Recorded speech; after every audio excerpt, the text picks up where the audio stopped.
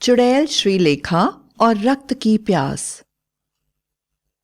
जादूगरों की राजधानी अवंतिका नगरी में जोर शोर से उत्सव मनाया जा रहा था। चुड़ैलों की महारानी श्रीलेखा अपनी देवी महामाया के सामने जोर जोर से मंत्र पढ़ रही थी। हवन की अग्नि जोर से जल रही थी। पूरे नगर में बहने वाली हवा अगरबत्ती की सुगंध से महक रही थी। श्रीलेखा ने हवन की अग्नि की तरफ देखते हुए अपनी जादुई छड़ी को जोर से हवा में लहराया। जादुई छड़ी से 3 चुड़ैल पैदा हुई और श्रीलेखा के चारों तरफ खड़ी हो गईं। श्रीलेखा ने मां महामाया की मूर्ति की तरफ देखते हुए कहा, मां, मैंने अपनी शक्तियों को इन चुड़ैलों के रूप में परिवर्तित कर दिया है। इनका पालन मैं अपने बच्चों की तरह करूंगी। आप मेरी इन बेटियों की रक्षा का वचन दीजिए। श्रीलेखा के यह शब्द सुनते ही महामाया की मूर्ति से उनकी जीभ जोर से बाहर निकल आई और मूर्ति की आंखें लाल हो गईं और आवाज आई, श्रीलेखा, यह इतना आसान न होगा। तुम्हारी शक्तियां निर्दयी और जीवित प्राणियों के लिए खतरा हैं। तुमने इन्हें यह शरीर तो दे दिया है, किंतु इनकी प्यास तुम नहीं मिटा पाओगी।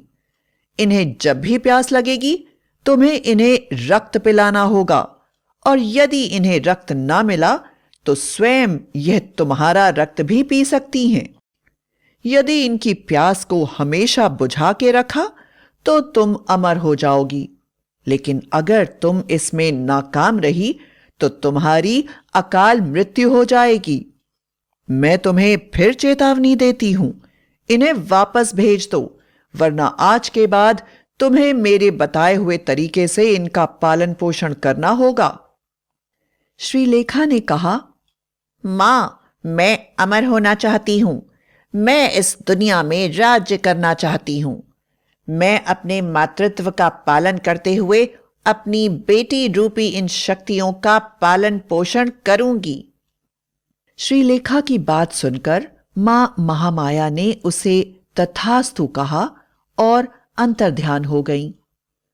अचानक महामाया की मूर्ति से जोर से प्रकाश की एक लहर निकली और चुड़ैल अंदर समा गई। श्रीलेखा का शरीर शक्ति से और चमकने लगा। उसने अपनी सभी शक्तियों को बुलाया और सभी के साथ अपने महल में चली गई।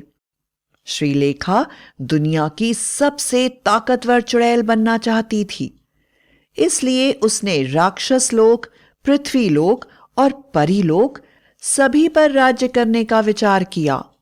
उसे पूरा विश्वास था कि अपनी शक्तियों के बल पर वह सारे लोगों को जीतकर पूरे ब्रह्मांड की महारानी बन जाएगी। इसलिए अगले ही दिन उसने परीलोक पर आक्रमण कर दिया।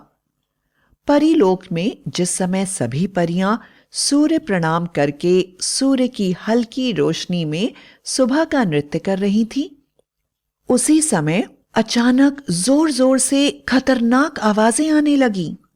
ऐसा लगने लगा जैसे पत्थर एक दूसरे से टकरा रहे हैं। दुस्साहसी चुड़ैल श्रीलेखा की सेना तेजी से परीलोक की तरफ बढ़ रही थी। उसकी शक्तियों से बनी खतरनाक चुड़ैलें अपने मुंह से आग उगलती हुई और खतरनाक आवाज निकालते हुए जोर जोर से हंस रही थीं। श्रीलेखा का संदेश परियों की महारानी अपूर्वा के पास पहुंचा। महारानी को श्रीलेखा के दुस्साहस पर बड़ा ही क्रोध आया और उन्होंने उससे युद्ध करने का निश्चय कर लिया। दोनों सेनाएं आमने सामने खड़ी हो गईं। महारानी अपूर्वा के पीछे असंख्य परियां थीं और जादूगरनी श्रीलेखा के पास उसकी चुड़ैलों के रूप में 3 शक्तियां। दोनों सेनाओं में घनघोर युद्ध शुरू हो गया। श्रीलेखा की शक्तियों ने अपनी जादुई ताकतों से परियों पर अग्नि वर्षा करना शुरू कर दिया, जिसके कारण परियों के पंख जलने लगे। किंतु तुरंत ही महारानी अपूर्वा ने जल वर्षा कर सेना की रक्षा करी। श्रीलेखा की सेना संख्या में कम होते हुए भी बड़ी ही क्रूरता और चालाकी से जादुई शक्तियों का प्रयोग कर रही थी। देखते ही देखते उन्होंने पूरे परीलोक को पत्थर का बना दिया और परीलोक पर कब्जा कर लिया।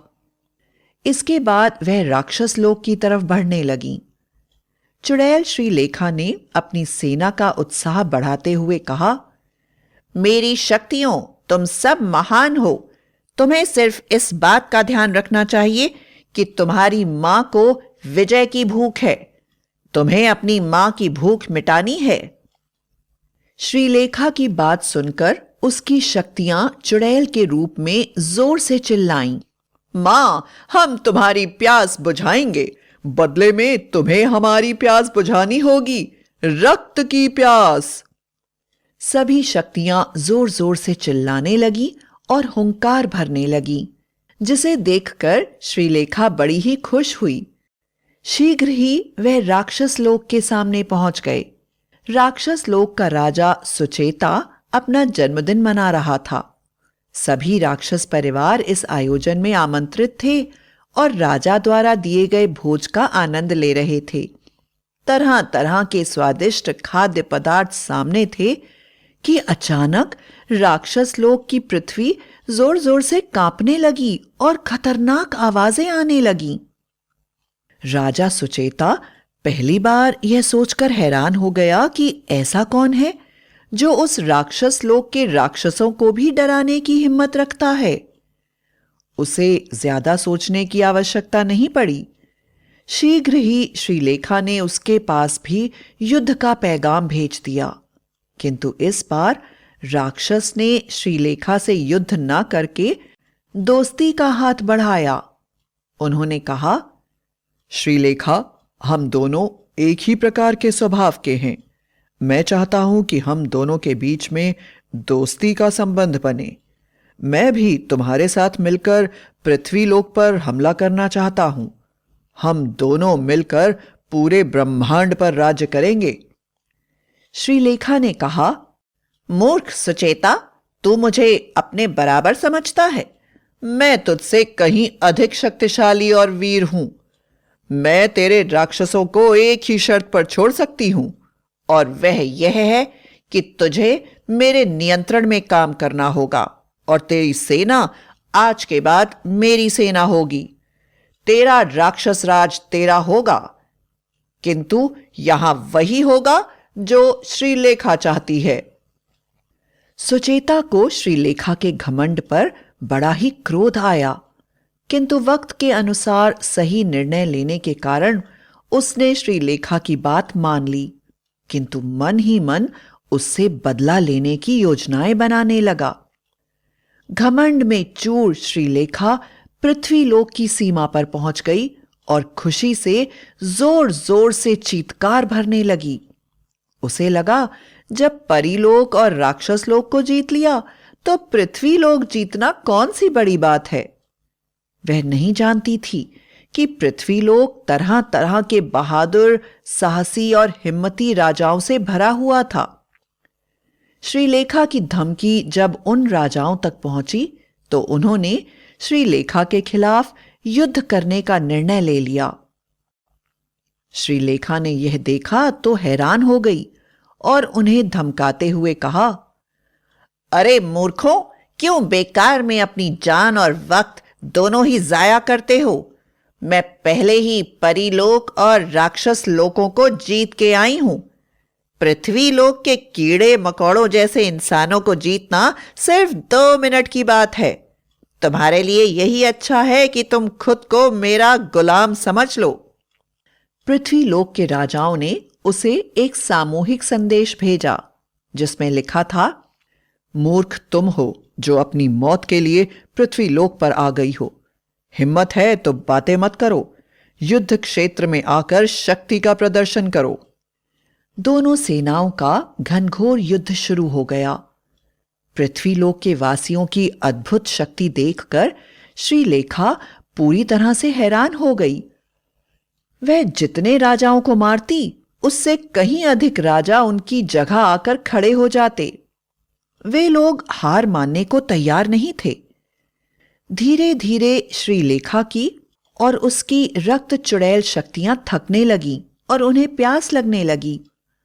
अचानक उन सब ने युद्ध करना छोड़ दिया और एक साथ चिल्लाने लगी, प्यास प्यास प्यास, हमें रक्त चाहिए, हमें रक्त दो। श्रीलेखा ने उन्हें बहुत समझाने की कोशिश की कि युद्ध के बाद वह सबकी प्यास पूरी करेगी, किंतु उसकी सेना इंतजार करने के लिए तैयार न थी।